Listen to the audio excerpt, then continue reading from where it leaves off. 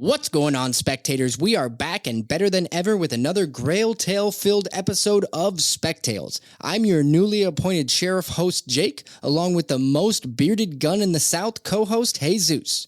What's going on, Jesus? Well, first of all, I want to say that's what we like to call statist, right? Just because I'm from Texas, you think I automatically own a gun and use it, which I do, but that is not the point here. It's just your assumption that I had one because I'm from Texas. I was going with a Deadwood theme. It had nothing to do with stereotyping your Texas origin. I'm sure. Jake is statist, everybody. Just don't tell him where you're from so he doesn't make assumptions. If you are a first-time listener, thanks for checking us out. Spec Tales is a comic book podcast that has collectors and creators. What is your Grail tale? Each week, we explore news stories about the comic book grails we love, the epic journeys behind how they were obtained, and how they inspired new creativity. We also dive into some comic book speculation and how, as collectors, we can help the hobby pay for itself. This week, Jesus and I were lucky enough to get an opportunity to speak with yet another comic book writer, the very talented Deniz Camp, who happens to have 2 comic books dropping this month. So I got to say, the best part of this episode, though, is his Grail tale. Deniz blew my mind with an amazing book that I'd never even heard of. Yeah, I think that's the fun part where, you know, we get to see something new or hear something new. And we've had, you know, a lot of luck in the past, you know, couple episodes of our Grail tales. But yeah, Deniz was so much fun to talk to, very insightful. Also, just to put it out there, phenomenal beard. Oh, yeah, you definitely got outbearded this episode. Yeah. You keep saying that, and I agree, but you keep saying it. I'm gonna say it forever now. But before we can jump into the episode, we've got some housekeeping to take care of, Jesus. It is time for another edition of the Scarce Army Roll Call. Roll call. Yes, my favorite part, the part that Jake hates. That's why I'm the one who gets to say it. We have new members to the exclusive Spec Tales Patreon. And first, I'd like to thank very much Chris Hacker from our friends over at the Oblivion Bar podcast. Such a cool podcast. We were actually fortunate enough to be out there on one of their episodes where we got to talk about multiverse and the DC. What is it? DCEU. Yeah, DCEU, which is in shambles right now, but there was such a good episode over on the Oblivion Bar. I think it was episode 83 of this. Yes. So if you guys haven't heard it, don't stop this episode now, like Jake would say. Wait till afterwards to go listen to it. So thank you again, Chris. We really appreciate it. And then also, last but certainly not least, Edri Harris. Thank you for joining our Scarce Army and our Spec Tales Patreon. We really appreciate you. You help us do more of what we like to do here for Spec Tales for you guys. Yes, thank you both very much. It was very much appreciated. And as a quick reminder for everybody else out there who is enjoying the podcast every week, you yourself can get your name called out on the Scarce Army Roll Call. Roll call. And you can do that by becoming a patron of our show for $3.99 per month, the cost of a monthly poll book, over on patreon.com. So we deliver a lot of exclusive content every month. You can check the link in the show notes if you want to read more, or you can just go search Spec Tales Podcast over on Patreon. Hold on, Jake. Hold on. I know you want to get started, but we also need to remind everybody about all the books coming out this week written by friends of the show. So first, I want to start off with Crash and Troy by Jared Lujan, who was on our show recently.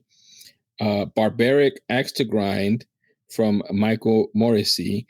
And then the 20th Century Men, which we get a chance to talk about from Deniz Camp that we just talked to today. So this episode drops on August 17th. So if you are listening to it the day of drop or the week of this drop, go to your LCS and get these 3 books. These are wonderful creators. They were all generous enough to give us some of their time, but I can guarantee each one of these is going to be enjoyed. They are all fantastic. But that is enough of all the housekeeping. Let's get to the episode already. So take a free dozen of eggs when you leave and avoid the falling of Maxwell's silver hammer. This is episode 55. This is a conspiracy. That's what this is. Just begging to course its way through your veins. Let's just for a moment speculate, shall we? You're into comic books, aren't you? I'm a nerd. But you do like comic books. Comic books aren't just for sad nerds anymore. Do you think we need one more? Strange things are afoot at the Circle K. Do you think we need one more? Objection, calls for speculation, move to strike. This is a bad idea. This is a bad idea. All right, we'll get one more. Spec, a comic book podcast with Jake and Jesus. Welcome back to another wild and crazy episode of Spec Tales. This week, Jesus and I venture into the unknown depths of the bearded madman behind Image Comics' 20th Century Men and Scout Comics' Agent of World. Of course, I'm talking about the talented comic writer, Deniz Camp. Dennis, thank you for joining us. Thank you so much for having me. I'm excited to be here. Yes, we're really excited, man. We're here to talk about Mad Men and Mad Men only, nothing else. I know you're a Mad Men fan. I'm a huge Mad Men fan. I'm a huge Deadwood fan. I assume that's what we're talking about. So perfect. Hey, Deadwood, I can definitely, I like both of those, but man, Deadwood, man, just too soon, right? Like they just shut it off too soon. It really is like, it's like Shakespeare. Actually, today we could talk about the show that I'm currently into, which is The Rehearsal with the Nathan Fielder's show. That is art. We're not going to talk about it too much. Blah, blah, blah. We have comics to talk about. But if you're watching this and you're not watching The Rehearsal, watch The Rehearsal. That is art. That is somebody inventing a new kind of television in front of our eyes, and it is remarkable. It is a remarkable show. Oh, there's so much good in that show. Yeah, no, you're 100% right. Yeah, we could probably talk about that for hours. We better not. No, you know what? I pride myself on always having a really, really good first opening question. And the thing is we're going to get to talking about your comics because you are on fire right now and we're going to get into it, but I have to come back a little bit. So let's talk really quickly about you. Your bio that I read on Image's website says, and I quote, "He lives in Brooklyn with his wife, 11 chickens, and a mountain of hope." And so my first question is, where do you keep all of these chickens? We keep them in our backyard. We have along with the mountain of hope, we've got a fairly large backyard for Brooklyn, and we have like a coop, like a large coop, and then also a run, which is just like an area that they can play in. So they have plenty of room. We actually have had 15 chickens at once, is the most we ever had. And I raised these chickens from the eggs onwards. And, but we've had some issues with raccoons and just, they're brutal. Raccoons are brutal. It is not all Guardians of the Galaxy raccoons. Let me tell you that. And so it's like they're really easy to take care of. Actually, they don't require that much work. So it's like, halfway between a pet plus a pet and like, a farm animal. Plus we have all of these eggs, which at first was cool, but I got to tell you, we are drowning in eggs. Like we got way too many eggs. Every night for dinner, eggs, huh? Every night. So you're like inventing new dishes like egg soup, Yeah, I mean, I put eggs. We'll add eggs to everything. It's like anything. I give them away. Like wherever I go over to somebody's house, I bring a dozen eggs. Like that's just my thing. That's your welcoming gift or whatever to people who come to your house. Yeah. They have to. Please help us. We're drowning. So, do you consider I don't know how this works as I've never raised chickens myself, but as one who raises chickens, do you consider yourself a mother hen? I feel like we have a mother hen is probably strong. I'm not as close to them as a mother hen would be, but like we definitely have these. You can see like these behaviors that we established when they were chicks. Like there was a couple of them that always used to jump on top of me whenever I would try to like put something in their thing, and they would like jump on my hand and climb up to my shoulder. And they still do that now as full chickens. Like if I'm bent over, they jump on my back and just hang out there. So that's kind of cool to see that like we've established these kinds of behaviors and when they're a kid, and they were kind of idiosyncratic. Like only certain ones would do that, and they still do that, which is it's kind of it's kind of cool. Yeah. I had to ask about the chickens because it's such a unique bio that I knew clearly you asked them to put that in there, right? Did you write that your own bio? Yeah, we have to write our own bio. So it was I just wanted to keep it pretty straightforward, just but the chickens is a big part of our life, and I think it's a fun little detail. Yeah, of course. So I wasn't going to not ask about it. Sure. Well, as a comic book podcast, we love talking about everything but comic books, it seems like. Absolutely. But let's really get into the meat and potatoes of this show. So we have 3 basic segments.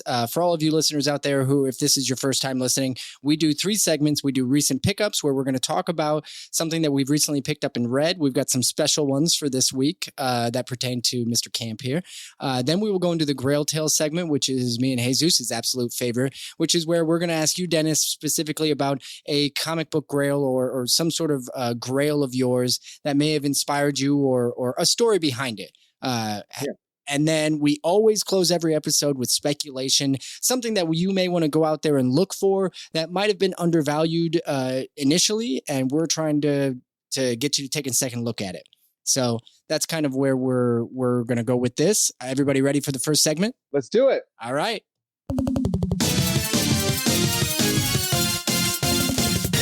Recent pickups. The recent pickups segment. All right. Jesus, we traditionally let you kick this one off. What do you got? Well, I guess I will continue the theme that I started I don't remember when I did it, but it was exactly when it came out. But I'm going to talk about Agent of World number 2. So I initially picked this up, the Agent of World number 1, from my LCS the day it came out, and then we got a chance to talk about it. And I described it as something like, one, the artwork was, absolutely phenomenal.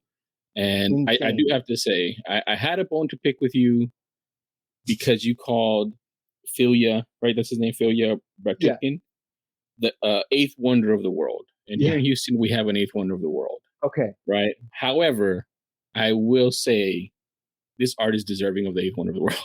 So, after issue 2, especially, right? Yeah. Yes. So I won't pick that bone. I'll pick and choose my battles. But yeah, Agent of World number 2, we were lucky enough to get an advanced copy of this so we can check it out. It is awesome. It is phenomenal. The artwork is, the first one is tremendous, but it builds and adds to it in number 2. So it's amazing. I was reading it and my wife works next to me. She works from home, and I was just laughing along the way. Just a bunch of funny little stuff here that you have to get, and all these little details in the panels and things of that nature. It's just phenomenal, man. There's so many questions I want to ask you. Well, thanks so much, man. That really means a lot. We've been working on it for a long time to get it right and to put as much as we could into all the issues. And 2 in particular, I think that was kind of when we clicked. Like, I'm proud of 1, and I think 1 had a lot of good stuff, but 2 is where we're growing throughout. Like, all of us we've been working on this for like 6 years, this book, and all of us, you'll see, are developing throughout the issues, and I think getting better and better as we go. But issue 2 is where I think we all kind of figured out what we wanted to do. And there's a couple of spreads in issue 2 that I can't believe are on a comic book that I'm involved with. Like, it's just totally insane what Philia and Jason and everybody were able to do on that. Yeah, you kind of, started off where I was trying to get to with how long it took. No, you're fine. With how long it took to do this. And one of the things that you've talked about is how, you put something aside and then you come back to it. You put something aside and you come back to it. So that's one part that's growing, and the growth of you as a writer. But then also you talk about how your collaborators influence, and how is it to an extent where they're like, you guys are kind of pushing each other to another level, or is it more of like, okay, this is how he works and this is how I work, and let's try to maximize this part of it?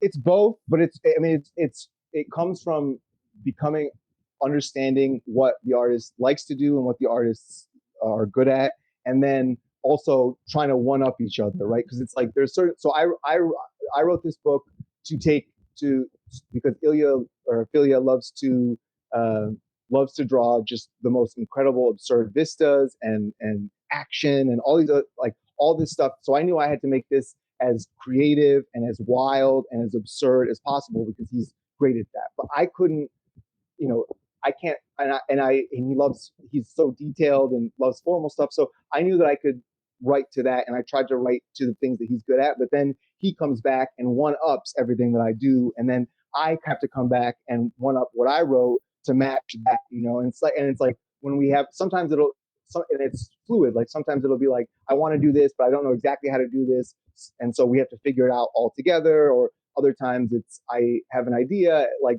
there's a particular spread in 2 that is that the main character is shooting a bunch of things and going across the page, and it's like I had some ideas of how to do that, but you can't script what it turned out to be, because it's just a remarkable piece of art. I mean, there's no other way to put it. A remarkable piece of art. And so it's about making each other better and pushing each other to be better, while at the same time taking into account what we like and what we're good at, and giving you that to draw or giving you that to color, so that I'm getting your best work. Like if you're enthused about the work that you're doing, it's going to be better. If it's the type of thing that you like to draw, it's going to be better. And so I do that with all my work, is ask what kind of stuff you like to draw at the start. Like sometimes it's elements, like some artists want to draw like nature, and other artists want to draw cities. Some want tell you the number of characters, some tell you the genre, and it's all about writing to that, but then allowing a bunch of space for them to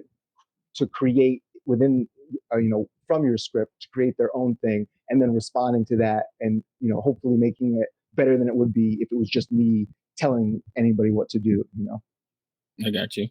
I mean, there's a lot in there that I don't want to talk, but I don't want to take. I'll let Jake ask something, because I think he's been wanting to ask. Well, there's a lot to ask with regards to this. In what you're seeing on the page, and I was actually, just while we were talking just now, I was continuing to scroll back through the copy that we had been given, and being able to transition from scenes like just 2 individuals talking in a car to a scene where they're, like an army of soldiers are parachuting out like onto the freeway. And then the next thing, you're putting kids to bed, and the way you're weaving the character between all of these absurdities mixed with normalcy in a way, from your storytelling standpoint, how did you come up with that sort of cadence, right? Of the back and forth. Perfect way of putting it, cadence, right? Because there's something very musical about writing, I think, if you're doing it right? So, and there's a lot of different ways you can get that music across, with the speech patterns of certain characters, or the way that scenes are structured, or just the type of scenes that you're putting next to each other. Maybe you want a quiet thing next to the very loud thing to give, to make it feel like there's some sense of change and movement. And so everything that I do, it's not intentional, but everything that I do, I've kind of realized has a kind of music to it. And it's all about kind of, it's first I knew that there were things that I wanted to do, ideas that really excited me, and scenes that really excited me, and moments that I really wanted to get to. And then it's a matter of like, well, how do you arrange these together so it doesn't all just kind of blend together, right? So if you were to do something where it was just everything was high key and insane constantly, then it kind of, a lot of that stuff loses its impact after a while. If you watch fighting and it's just fighting it can be done really well, obviously, but I think you lose a certain something if you don't interrupt it in various ways, so that that silence or that calmness makes the action pop that much more. And so everything that I'm doing, I'm trying to compose in some kind of a way, and there's always going to be, it's the A plot and the B plot, or the A scene and the B scenes, and one interrupting the other, or sometimes running parallel to each other. So it's all about, there's no science to it really. It's all about feel. But number one is, can I get all the things that I want to get in there that are important from the character's perspective? Can I make you feel things? And how can and the technique, which is how you structure scenes, or exactly how you lay out a specific page or whatever, the technique is all about trying to make you feel things more strongly. Everything that I'm trying to do is always trying to make you feel things more strongly, I guess. I would agree with you that I do feel like the peaks and valleys, sort of, like the normalcy scenes, the scenes of just where you feel at ease, where you're like, he's literally telling the kids to go to bed. That like moments like that bring this slowdown just enough so that it's like on a roller coaster when you're going up over the hill, and there's that it slows down just enough right before you go down the next hill where the adrenaline rush and all of that happens all over again. It's like that. So I wanted to comment on that because I felt that distinctly in the book, and I thought it was so well done. That means so much to me. Thank you. I'm really glad you picked up on that and it worked for you. And I think you see that in a lot of great work, and I hope you see that in a lot of my other work too. So very much so. I think there's a great buildup, and I do have one other question, and I don't know how much you had this conversation or not with Philia. It's his public name is Philia. Yes. Philia. Yep. Excuse me. Did you guys think about doing black and white on this? So interestingly, Philia is colorblind. So there was no way for him to color it. I don't think we ever thought about doing black and white for this one. Weirdly, 20th Century Men, we thought about doing black and white. I think in black and white, he put so much detail that it would have been very difficult for one to understand the story. So the detail is amazing and it's super important and I love it. But Jason, who's our colorist, does a ton of work in bringing drawing the eye to the most important details and telling the story. And same with Haas, who's our letterer. Like without them, it would be, his stuff is incredible and beautiful, but it's more to be admired than to be understood as a progressive story, I think. Awesome. All right. I had to ask though, because I was looking at it thinking like with all the lines and the details, but just because of the way that it's made, I felt like it had to have been potentially a consideration. I think we're hoping for a large size one day. Like that would be something that would be a larger size. That would be cool. Because there's a ton of stuff like at normal size that you're going to miss for sure. Because even blown up on my computer, I missed a bunch of the jokes that he puts in, a bunch of the background details. So like only Jason fully appreciates it because he's coloring every line and zooming everything up to the most extreme. So if we were to get a bigger thing, you would see just how insane Philia truly is, which is just mad. He's a madman. Well, I'm going to have to go back through it again and look for those. For sure. Yeah. So Dennis, let's move over to you. Do you have a recent pickup, something you either recently got or read or something that you want to bring up? I recently got the Ice Cream Man Sunday edition, which is like a compilation of Ice Cream Man's first 12 issues. I was lucky enough to be handed it to me by W. Maxwell Prince. Oh, amazing. He is like, Ice Cream Man is just an incredible book. It is, in my opinion, the best ongoing series of the last 10 years. It is a super important comic book for me as a reader, I think it's important for the industry. It is just, every issue is incredible. Certain issues, every year he does they do 3 or 4 issues that are for me the top 3 or 4 issues of the year. Like it's just constantly inventive and emotional and true. And I love that book. The first 12, it's going on now. You can get the most recent issue, which I think was 31 or 32. But if you haven't checked it out, get the Sunday edition. It's a big, beautiful hardcover that collects this is something you want on your shelf. This is the book you want on your shelf. Like, there in the first 12 issues, there are just so many remarkable moments and so many remarkable specific issues, that just get at drug addiction and being and creativity and just the human experience. The whole human experience is contained in this book, in total. So I love that book. You want to take this, Jesus? Ice Cream Man is one of our favorite series. We had Martin Morazzo on our podcast.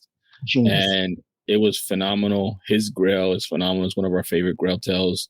It was actually a heirloom, basically, right? Like an heirloom that was it was a family heirloom from his grandfather. a book on how to create comic books in Argentina. So the book was dated 1950s, somewhere in there, and it was it was a historical book. There were only like 300 printed by the local university. Oh wow!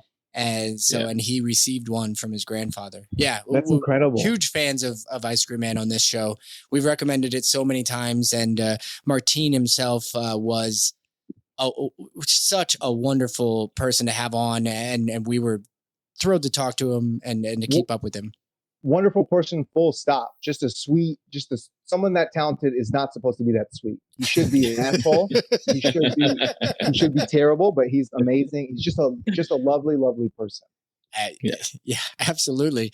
He really is. And we still will message him occasionally, and just, when he drops when there's a new Ice Cream Man, we'll always reach out to him and obviously compliment him. And he's so nice, right? He just takes it in stride, like, oh my God, thank you so much. Like it still means a lot to him. When in reality, it's like, you hear this from 100 people a day, probably. No, you'd be surprised. There's not that much feedback as a comic creator, I think. So I think he genuinely appreciates it.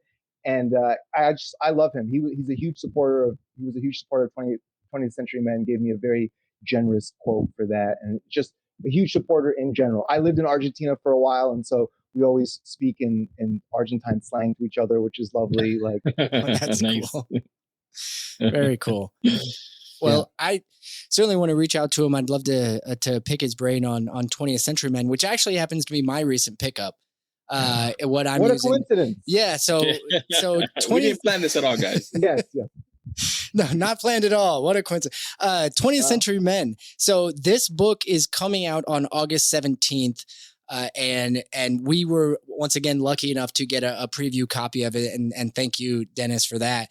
I saw you had posted something on Twitter about it, and I immediately was like, I got to get my hands on this book. And honestly, not disappointed at all. Like the level of storytelling in it is kind of mind-bending. You reinvented a world that I thought I knew, right? You took the history and you took the characters and the type of people in different time periods, and then you just reinvented them with a little bit of that, the science fiction horror elements, and then threw me into a world that was once again all new. And that's the best part for me for comics, is when I can delve into a world that feels familiar and at the same time, like, I don't know what's around the next corner.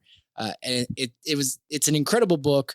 I wanted to kind of bring up and talk about, for all you out there listening, this is a no-brainer pickup, I would say. This one is don't read the back. Don't even listen to us. Like, just turn the podcast off and just go buy the book, right? Right, Jesus? Isn't that what we always say? Stop listening to us now and read the book. Stop listening to this podcast right now. Drop what you're doing. I don't care if you're at work. Go over to mosey on down to your local comic shop. No, but in all seriousness, man, I mean, this is obviously, I'm glad I got it ahead of time. It just feels cool to get stuff ahead of time. But I'm gonna pick it up at the LCS. Yes, right. Like if I wouldn't have gotten it, I would have seen it. I would have been like, "Hey, man, this looks dope," and I would have picked it up. And I mean, it pays off to listen to us and to read these independent books, man. Because this is like Jake said, it feels familiar. Like, how did I describe that to you, Jake? It was like a weird version of something we've already lived, right? Or we've already read, right? But it's so cool, and it's still it's not like it's new, right? It's new. It doesn't feel like a retread. Exactly. It doesn't feel like they just took off the tread and put new one. It feels new, which is great. And I won't give too much away, but man, it's such a good read, and the art is pretty cool as well too. Like, there's this one, the one that I think you shared it. The collage page. Yes. It kind of explains the main character, which is a guy named Peter Platonov, who's he's kind of like a Soviet Iron Man. And yes. He delivers the line. One of my favorite lines is, "I make bombs to save the world," which I think is kind of it was supposed to be like the Iron Man distillation of the Iron Man concept, but also a distillation of like the whole superpower concept, as in like the global geopolitical superpowers. America and Soviet Union would do horrible things in order to save the world, and so this was a heavily I'm so proud of this book. I'm really glad you guys liked it. This is a heavily researched and heavily written and rewritten book. And I'm just, this is kind of one of the most deep collaborations I've ever been a part of with me and the artist Sipan Morian. I write a script and then he changes a bunch of things and then I go back and I rewrite according to the new art. And so I think the result is something that feels kind of like it was made by one person almost. It feels like there's one world and the things are happening. At least I hope it feels like things are happening rather than somebody's writing it or people are making it. The goal with this project in particular was just for something that just felt very real and kind of authentic and had a good flow to it. And I think as we go through the issues, it just feels like one big mad thing. It just gets wilder and wilder and weirder. But hopefully we're grounding it in the human characters, which I think is what makes it work. I'm so proud of this. It gets better and better as it goes, and I think we start really good. And I hope people pick it up and enjoy it but even if they don't, I'm super proud of it. Honestly, like as artists, we don't like our work after a few months after we've written it or put it out. But I stand by this. I really think it's something different. It feels a little different than anything you've read before. And yeah, I'm excited for people to check it out. Yeah, I mean, there's a couple of things I have to ask, right? Like, So one, you mentioned, when you got that artist or when you work with that artist. So how does that come about? Like, did you say, I want to work with you and then I have a script? Or did you say, I want to work with you? And he's like, yeah, throw me a script. And that's when you're like, okay, he said, yes, let me go and write something that's going to, go towards his strengths, right? Like you talk about, like, how did that come about? He actually contacted me to work on something together. He had read some of my previous, actually not comics work, but like about comics work, blogs and articles and stuff. And so he contacted me and said he wanted to work together on something. And so I looked at his work, some examples of his work, and I saw that war was a big part of it. And so I created something with him in mind, hopefully playing to his strengths. But again, he is such a natural storyteller. So his goal is always to tell the story in the most effective visual way possible. And so I would write something and but basically what he does is he reads what I wrote and I break it all down panel by panel, layouts, all that stuff. But he reads what I write and then sometimes he says, great, it's great as you describe it. Or sometimes he says, no, it needs to be this way. I'm going to rearrange this thing. And so my goal is to tell a great story in the script. His goal is to tell a great story visually that you could read without the script. And then I go in and adjust what the dialogue and the captions and whatever, sometimes often completely rewriting them, right? I mean, sometimes the scenes have very little to do with what I originally put down and how they unfold because his art turns out to be very different. But the end result is something that feels, I think, I don't know, super cohesive and super compelling. And even the conversations, like you said, I'm super proud of how the conversations play out. The conversations between Peter and Azra, the female character, or there's one between the president of the United States and a CEO that I'm really happy of. Like he put so much into the body language and the expressions and the composition that I'm super excited to rework those things in whatever, to whatever degree is necessary. And certain stuff, certain scenes, sometimes I'll just say what needs to happen in the scene and he'll just, a couple of beats and he'll go in and he'll do it the way that he wants to do it. And so it's super fluid. The process is super fluid and we talk almost every day about something or other. And, it's been an incredible experience. And I think it comes out in the work.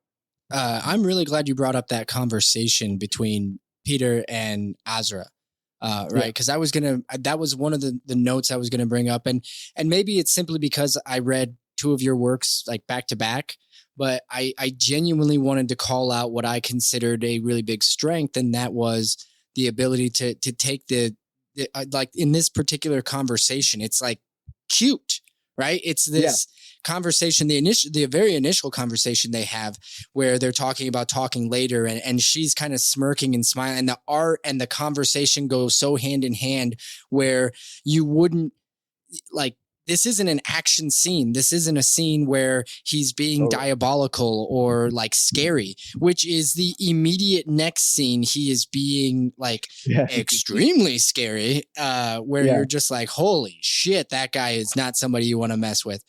So the balance in the writing and the art is incredible. And I think that it really, to me, shows your strength. Once again, kind of like Agent of World, where you have the ability to balance the humanity of your characters with the action-packed popcorn, shove it in your mouth, turn the page kind of stuff. But the reason you care about turning the page is because you now care about the characters because of the humanity that you've injected into them with your words and their art. Thank you so much. That really means a lot. Like with this project in particular, my goal, and all my projects going forward, I think, is you want to create something that feels something like life, right? And so there's horror, and hopefully, if I'm doing my job right, there's horror and there's violence and there's also joy. There's jokes, there's laughter, there's affection, there's real love. There's you want the full, if you can do it, and this is what I love about Ice Cream Man too. If you can do it, you want the full spectrum of human experience. Absolutely. So with 20th Century Men, I think what I would say to all you listeners out there, obviously we recommend it because we thoroughly enjoyed it, but I do want to point out that there really feels like a much bigger world that you've created here, Dennis. And I'm strongly recommending to everybody, this is a ride you want to go on. And I feel like the world is large enough to attract and in a lot of enjoyment from a lot of different people. So that's what I would say. The ending of this really keeps you looking at, what are they going to do next? And I can't wait to see it. And also, this is also it's 34 pages, right? I was going to say it's every a long issue one. is oversized. Yeah, every issue is extra size. So like every issue is I've been told, and I feel every issue is a full meal. I really believe in compression in comics. I believe in, if you're paying for a comic, you want to get your money's worth. And so I've made. If you want to wait for the trade, I absolutely, you will not be penalized. But it is a dense book, and I do think it actually will benefit if you have a month between issues to think about and digest and hopefully reread if you liked it. I'm writing it with that in mind, that you're not just going to read through this once. You're going to read through it multiple times and hopefully get new things out of it and enjoy reading it multiple times. And yeah, this issue is, I think, 34 or 35 pages, and the future issues are all that same size or longer. Awesome. And so it's just, it's a lot of bang for your buck. Very cool. And, real quick, there's also humor in it, man. Like I'm just rereading that used to be a woman, I think. And it just, it's a good read. It's a good read for sure. Absolutely. I appreciate that. Well, thank you very much for sharing those, Dennis. And the share train is not quite done yet, though, because we need to roll into our next segment, which happens to be Jesus and I's favorite. Grail Tale. Grail Tale. Grail Tale. Grail Tale. Grail Tale. The Grail Tale segment. So this is a segment where we're going to ask you to tell us your Grail Tale about a comic book or art grail of yours that you hold maybe above everything else, and maybe the story behind it. What do you got?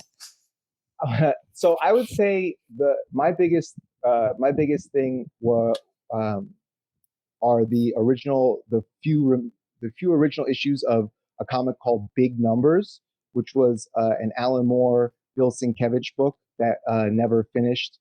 And I was, when I was learning to write comics or trying to teach myself how to write comics, Alan Moore, I was studying at the altar of Alan Moore and Grant Morrison and all the ones you kind of expect. And that one is one of those. There's not that many copies of it, and it's a great unfinished work. Only a couple issues came out, and then I was able to get a photocopied, I don't know what to call it. Like, it's just a photocopied copy of the third issue, which was never released at all. and so it is this incredibly intricate book. It was going to be Alan Moore's next big thing after Watchmen, and it's done in like a square format, all 12 grid, and it's all about like fractal geometry and nth dimensional Hilbert space, and like it's just all these big concepts, but in this really kind of working class, told in this working class way. And it's a really special project. It's one of those projects that if you know, like it's one of the great unfinished things in comics. And so being able to get my hands on like that extra issue that was never released, and that was drawn by Sienkiewicz, but it was never released. And then I think it was supposed to be continued by Al Columbia, but he destroyed the pages that he did because he said they were super boring for him, which was rough. So it was just a real special book for me. I've learned a lot from Alan Moore. I've never met the man. I never will meet the man, I'm sure, but I've learned a lot from him. And so finding that was a big deal for me, just because it felt like it was something that I didn't even know was possible. You know what I mean? Like so it felt like having a little piece of treasure. That's Nice. That's incredible. Where did you find it? Where? Yeah, or how, or like what was the eBay, baby? eBay. And it just came up one time, and you were I had like a alert for Alan Moore big numbers just because at the time I didn't have one of the issues that was actually produced, and so I was just hoping to get. And then plus there's like all these like ancillary things where like a preview was released and all these other things happened, and it just happened to pop up, and it was I didn't even know it was a thing until I saw it pop up, and I was super excited to get it. So like, I have to have this. There's no way. I didn't know about this before, but now I need it. Yeah, I still go back, and you can still learn a ton from what they were doing. It's just Alan Moore stuff is the stuff they did in the 90s is light years ahead of what anyone's doing right now. It's just incredible. So, I mean, I've never heard of it. Can you kind of just give us what happened? Like, why didn't they finish making it? Yeah, it was just like there was one disaster after another. So Alan Moore, he planned out the whole series. He planned out the whole series, and actually, I also in one of his prose books, he has the actual chart that he printed, the chart that he wrote, which what happens to each character in every issue, and it's super cool. Basically, it looks like Sienkiewicz just lost steam on it and didn't want to do it anymore. It was too ambitious for him. I think he has a specific way he wanted to work, and Alan Moore is especially at that time was doing something very very precise, and I think it was hard for Sienkiewicz to feel like he was living up to that. This was around the same time that he was doing From Hell as well, and so it had some of that same precision to it. And so then they tried to get another artist to finish it, Al Columbia, who was I think Sienkiewicz's assistant, and he did a full issue. He drew a full issue, and he destroyed it, which is something that he does periodically, I think. And he said it was super boring because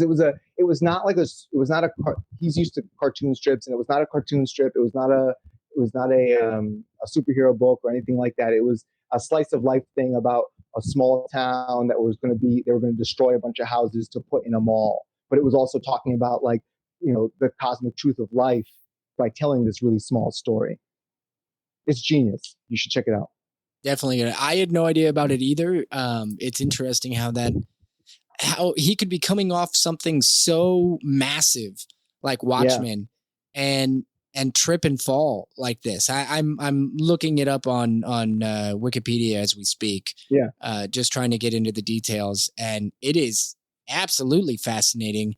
That's completely news to me. You just gave me another rabbit hole to go down. So thanks, Dennis. Oh yeah, and it's this legendary team, right? I mean, it's Alan Moore and Bill Sienkiewicz, and like the work is astonishingly good. It's just it's incredible, and it's just a shame.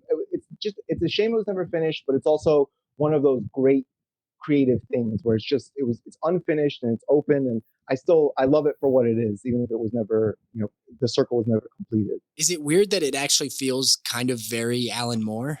like the Yeah. like the There's a mythic quality to it for sure. It does, really. It almost feels Well, like I it mean- was the intentional end, and we're Yes. still trying to figure out what it meant. Yeah, exactly. You know, that's really interesting because, you know, I have these notes jotted down that I wanted to talk about, and I think this is where it comes into play too. You've said multiple times that it takes time, and it, you know, comics, the medium, is not a disposable work. And in this instance, I mean, that's basically it, right? Like, it just takes time. I mean, who's to say? Maybe they finish it up at some point. Maybe they Right. don't. Maybe somebody else does it.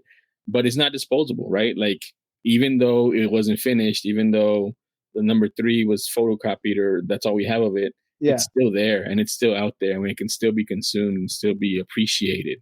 Yeah, I think if you're putting work into the work, people will appreciate it and read it over and over again. And like, it's disposable if you think it's disposable. If you, the creator, are making it disposable, but it doesn't have to be.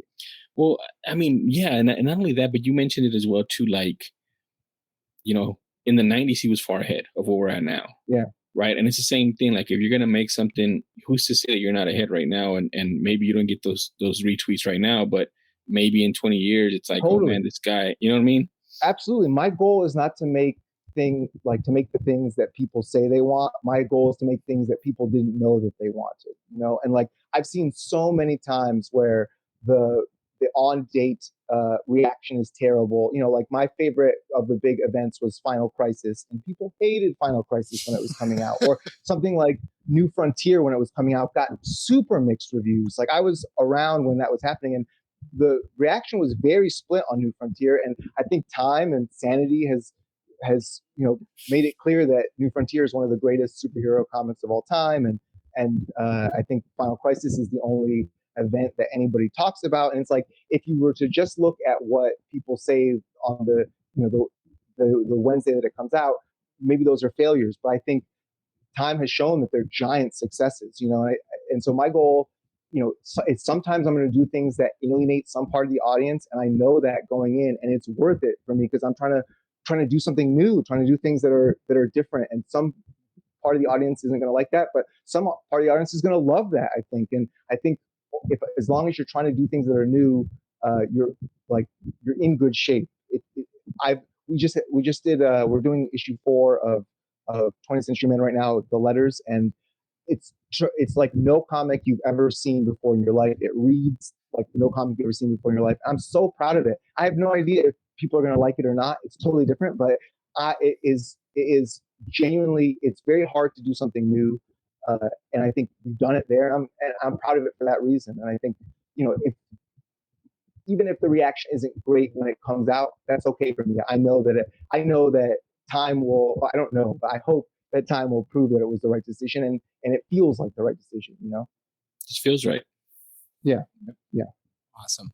Well, that is part of why this is always our favorite segment, because genuinely we usually find out something new, or that's why we like to ask you that. Like, we like to ask our guests about their Grail tale, because we always learn something new about you that maybe isn't what anybody else would find out about you if they were to just listen to just an interview where you're talking about your books, which we love your books, but we want to know more about you as well. And that's kind of why we do it. But that brings us to our final segment, which we're going to learn a little bit about you in this one as well. I have a feeling about that. Let's get to our final segment. Speculation. The speculation segment. This is the one where we're going to talk about some collectible or book that maybe we feel was overlooked. We are speculating that it may increase in value, or maybe just something that you need to go and revisit and take another look at. Jesus, what do you got? All right, man. I have, I think, a pretty cool spec book that's not really spec, and it's already paid off, but it's also flying under the radar. Right. And nobody's talking about it, and they should be, I feel. And this goes to as well as some of the stuff that Deniz talks about in Agent World, which is the superhero stuff and the movies and fast forwarding, and, you know, through life, you get to do that. And that's why we like watching them. I'm going to talk about Paper Girls. So Paper Girls #1, 9.8 sells for around $110, which is super cheap in my opinion. It's already on Prime, Amazon Prime as a show. And like, if you compare it, right? If you compare, oh, it's the next, Stranger Things, or it's this, or it's that, then you're not going to get far with it, right? To me, it's its own thing. It has its own thing going. It's not the same, visuals or CGI or what have you, right? There's some maybe left to be, wanted, or, like there's more that they could have done, right? But it's still very good. And it's very interesting. And it asks a lot of questions. Like, one of the big questions is, if you saw yourself in the future, like when you were a child and you saw yourself in the future, would you be proud of that person, or would that person let you down? Right. And I think that's one of the big things that it's asking. And it makes me think when I watch it, like, oh man, how would you feel if like you're a complete failure when you get older? Right. Or, you know what I mean? Because that's how one of the main characters takes it. But again, in and of itself is just, I went into it with no expectation. I was like, oh man, this is not a bad thing. Right. I mean, it's not great. It's not, Stranger Things, but it's its own thing. It doesn't have to be Stranger Things. It doesn't have to be an MCU. It doesn't have to be a Disney Plus show. It just has to tell a story. And the story so far is pretty interesting. We've been, watching it here periodically. All the episodes are out, but I'm watching it periodically so I can kind of like, take it in. But I'm enjoying it so far. So I would recommend it. I also think because of that, it's gonna find its audience. And The Paper Girls #1 is a little bit undervalued right now for what it is. All right. That's what I got. I haven't watched the show, although I continue to hear positive things. The show is on an unfortunately long list of things that I'm trying to get to. So Dennis, that moves us to you. Do you happen to have a spec book, something you want to talk about? Absolutely. I loved the Jimmy Olsen book by Matt Fraction and Steve Lieber. This came out, I think, a year and a half ago now, maybe a little longer, maybe a little shorter. This is comic book making from the future, truly. Like, I don't think people really understood just how smart and unprecedented the stuff that Fraction and Lieber did with structure was. I mean, it is a completely different and new way of telling a story with non-linearity. Somehow you understand the way that he's able to create, the way that they're able to create cliffhangers and mysteries by telling the story completely non-linearly is amazing. I've never seen anything like it. It was criminally underrated in my opinion at the time that it came out. People enjoyed it. People thought it was fun and funny, but it's not just fun and funny. It is real experimental art. And it's amazing that they were able to do this with the Jimmy Olsen book. But it is, and you see some of that same experimentation with structure in almost everything Fraction does. November has a little bit of it too, but nothing has this incredible breakneck speed. It has 1,000 different plot lines that are all intersecting all together, and it will tell you something that happens in the middle of the story at the very beginning of the story, and then it will kind of go back to that later on.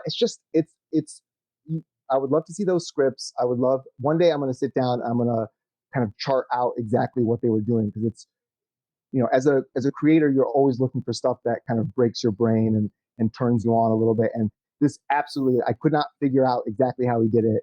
And that is the highest compliment I can pay to a piece of work. And this would be, you're talking about Superman's pal, Jimmy Olsen, Who Killed Jimmy Olsen, by Matt Fraction and Steve Lieber, correct? Yes. And yes. so that it's really remarkable. Yeah, I'm seeing that it dropped October of 2020. So going on 2 years for it. And I mean, I can't say I've even heard of it. It wasn't even on my radar at the time, but it's not, I will say, even seeing the cover, it kind of just looks like, your old fashioned ho-hum Jimmy Olsen book. It's absurd. It's not at all. It's absurd. It's hilarious. It's heartfelt. It's all about generational trauma and generational wealth. And like, it's just, and city life. And it's just, trust me, read this book. It is everything. It's everything that you want from a comic book. I think in time, people will come to recognize it for the masterpiece that it is, for sure. Well, and the DCEU was so quick to kill Jimmy Olsen. Yes. What was that? Was that Man of Steel, or was it in? I think it was Doomsday. Maybe. Yeah, Batman v Superman. Yeah, and yeah, they like almost off camera. Yeah, they didn't even give it. Yeah, almost off camera. Just no respect to Jimmy Olsen at all. Superman's pal Jimmy Olsen was not exactly his pal Jimmy Olsen on the movie. So that leaves my spec book. This one is once again going to pertain to our fantastic guest, Deniz Camp. I am talking about Maxwell's Demons. So this is a Vault comic. We've talked a lot about Vault in the last month or two. It seems we are reading more and more and more Vault comics. Jesus and I talk regularly that we've said it multiple times. Vault almost appears to be the A24 of comic publishing. There's just something about what they're doing over there that they hit a lot, and they're doing some really cool stuff. Maxwell's Demons is one of those really cool, smart books. I love the story. There was 4 issues, correct? Yeah, 4 total. And it's been collected. Trade. Yeah, they're all in a trade.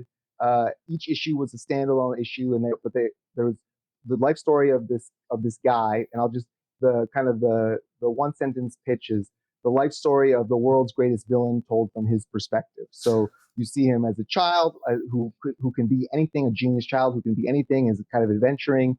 You see him as an old man at the end of time. You see him as a middle-aged man fighting his Superman-esque type figure.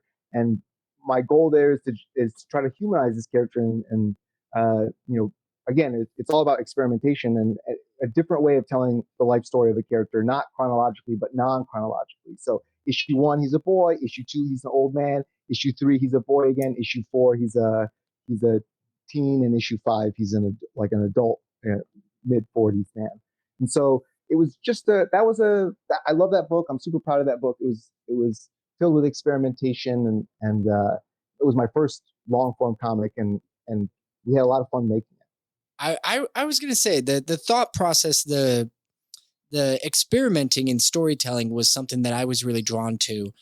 My experience has been if you can understand a person the way that they understand themselves, then you will love that person, because all of us love ourselves to one degree or another. Even the most self-hating person, like the fact that we're still alive means that we love ourselves. And so my experience in life has been the deeper I go into people, the more I find to love about them, even people that I despise. And so I guess the goal of that was to say, okay, here's an archetype that you kind of understand, that you think you understand. But before you even realize that I'm playing with that archetype, let me make you care about this character as a person so that you're not coming to it with this prejudice. And then ultimately, hopefully there's this kind of beautiful revelation that, this character that I've been empathizing with and sympathizing with in another context might just look like a 1 or 2 dimensional villain.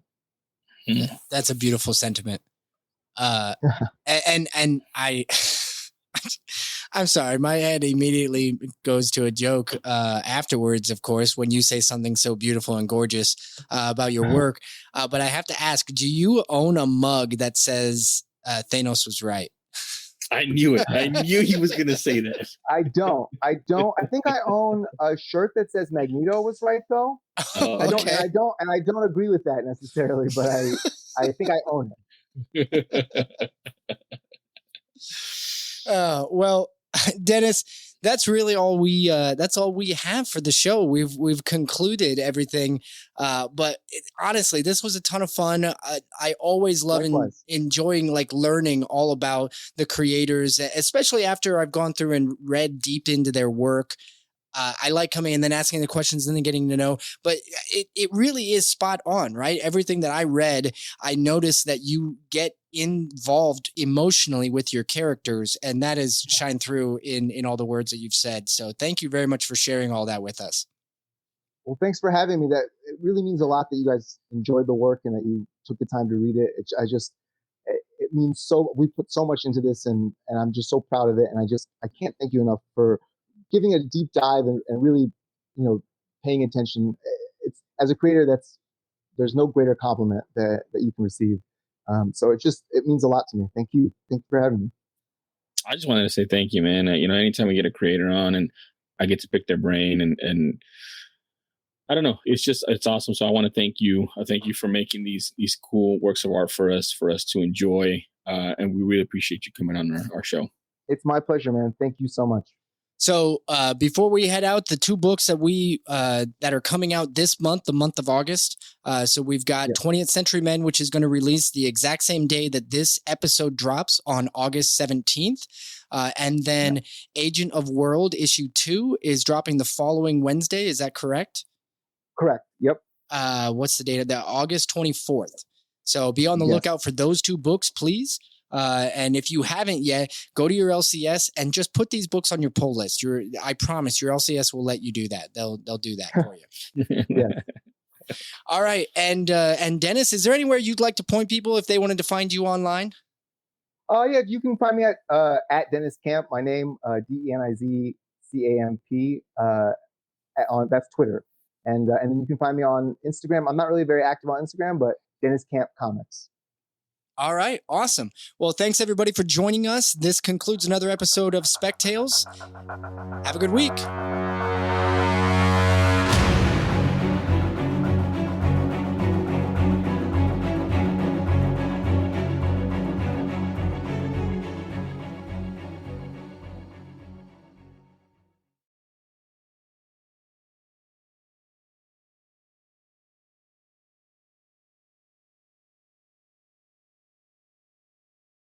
Man, what's Ian McShane is amazing. Sorry, we weren't talking about Deadwood. Now we are again. Is there a Deadwood comic out there somewhere? I mean, I don't know. I don't believe there is. It would be hard to do.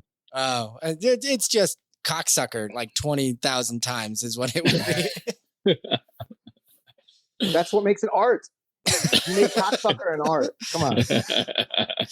Yeah, he made it a verb and a vowel and an adjective. It's beautiful. It's beautiful what he did with language. It's like it's truly that's the beautiful thing most about Deadwood. I mean, it's modern Shakespeare. It really is, and I love that. I love his writing on that so much. It's one of a kind stuff. It could only have been done by David Milch. Oh, I love that beautiful. We're talking about Deadwood. Everybody loves Deadwood. Yeah. And you should. Deadwood podcast. I'm sure there's got to be one out there at least. I'm down.